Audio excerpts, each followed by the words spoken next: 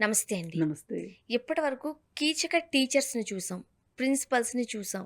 అమ్మాయిల్ని వేధించడం చూసాం. ఇబ్బందికరమైన పరిస్థితులకు నెట్టేయడం కూడా చూసాం. అలాంటి కోవకే చెందుతది ఈ ప్రిన్సిపల్ వ్యవహారం కూడా.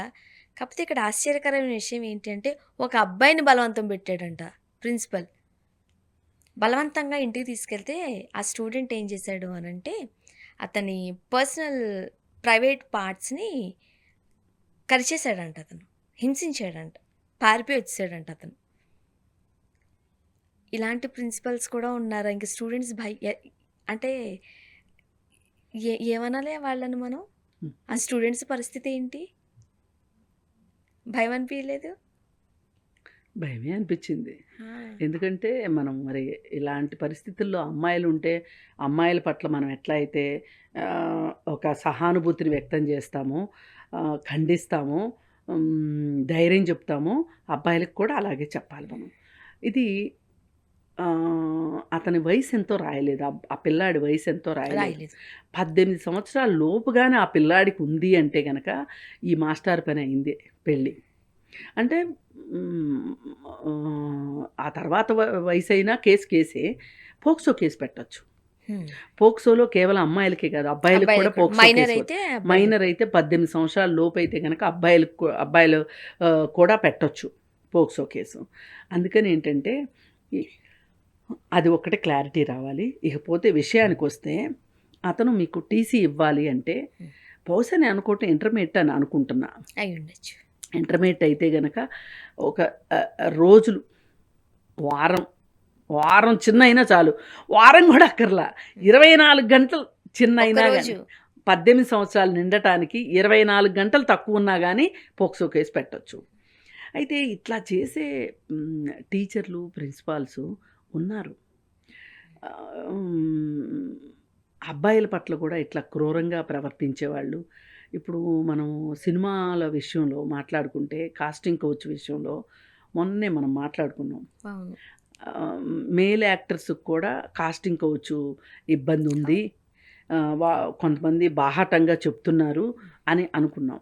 అందుకని ఇది నేను ఆశ్చర్యపోవట్లేదులే గానీ, ఇది చూసి బాధపడుతున్నా. అప్పటి వరకు ఆనందంగా నేను మగాడిని, నేను కాబోయే మొగుడిని అని వాడు ఎన్నో ఊహల్లో ఉండుంటాడు ఈ పిల్లోడు గూడా. హ్మ్. ఎంతైనా ఆడపిల్లలకి, మగపిల్లలకి ఇంట్లో కొంచెం ట్రీట్‌మెంట్ డిఫరెంట్‌గా ఉంటది గదా! పైగా ఎదుగుతున్న పిల్లలు ఆ! కాబట్టి. ఆ! నువ్వు అక్కకి తోడెళ్ళు, ఆ! అమ్మకి తోడెళ్ళు, అవును. ఆ!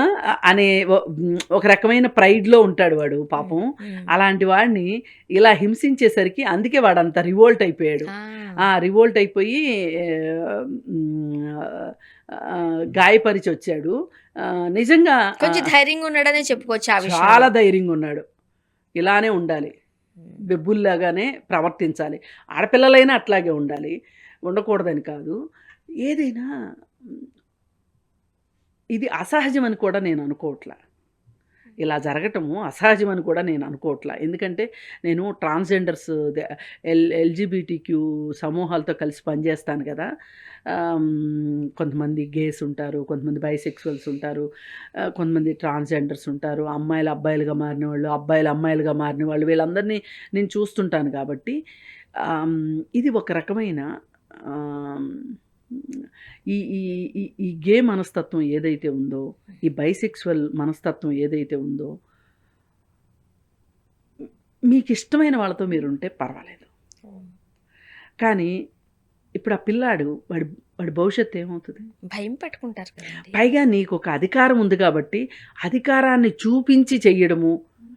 మరి కాస్టింగ్ కౌచ్ అంటే అదే గదా! హ్మ్. నువ్వొక నిర్ణయాత్మకమైన పొజిషన్‌లో ఉన్నావు. ఒక నిర్ణయం తీసుకోగలిగే పొజిషన్‌లో నువ్వున్నప్పుడు, నీ పొజిషన్‌ని అవమానించినట్టు.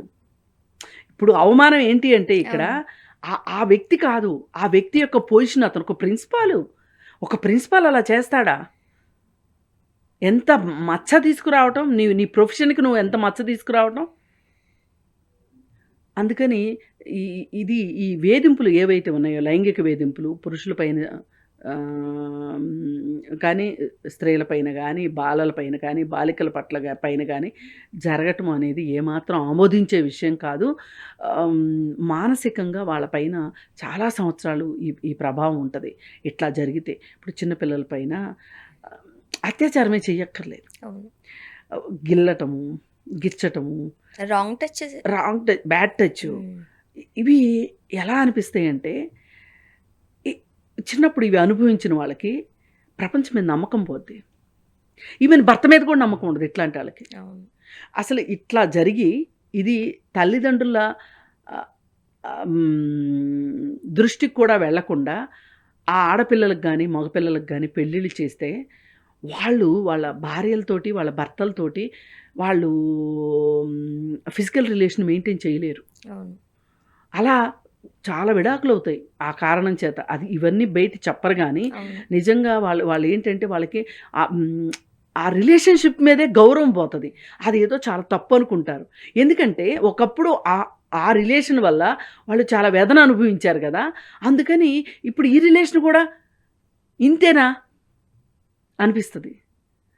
అందుకని దయచేసి ఎవరైనా సరే, ఎవరైనా సరే ఇప్పుడు బైసెక్షువల్ ఉన్నారు, గేస్ ఉన్నారు. అలాంటి గేల్‌తోటి మీరు రిలేషన్ పెట్టుకుంటానంటే అది మీ పర్సనల్ చాయిస్. కానీ ముక్కుపచ్చలారని పిల్లల మీద మీ ప్రతాపం చూపించాలి. మీ వికారాలన్నీ వాళ్ళ మీదేసి రుద్దాలి అంటే మటుకు పైగా ఒక ప్రిన్సిపాల్ పోస్ట్‌లో ఉండి. ఇది అత్యంత దుర్మార్గం, విచారకరం. అతన్ని మట్టుకు ఇమ్మీడియేట్‌గా సర్వీస్‌లోంచి తీసేయాలి. చర్యలు చాలా కఠినంగా ఉండాలి. బలంగాను, కఠినంగా గూడా ఉండాలి. ఇకపోతే అంత ధైర్యమైన అబ్బాయి కాబట్టి ఇప్పుడు ఆ కుటుంబ సభ్యులు మరి మన వీడియో చూస్తారో లేదో తెలీదు గానీ, ఆ పిల్లాడికి మట్టుకు థెరపీ అవసరం. అవసరం. ఖచ్చితంగా అవసరం. ఇట్లాంటి వాళ్ళసలు భయపడిపోతారు. అవును.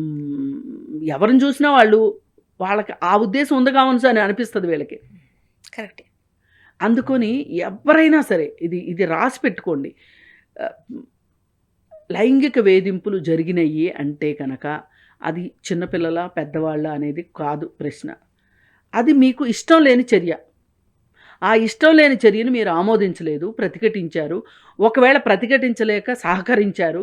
ఏం జరిగినా సరే ఆ తరువాత మీరు ఒక థెరపీకెళ్ళడం అవసరం. Thank you so much.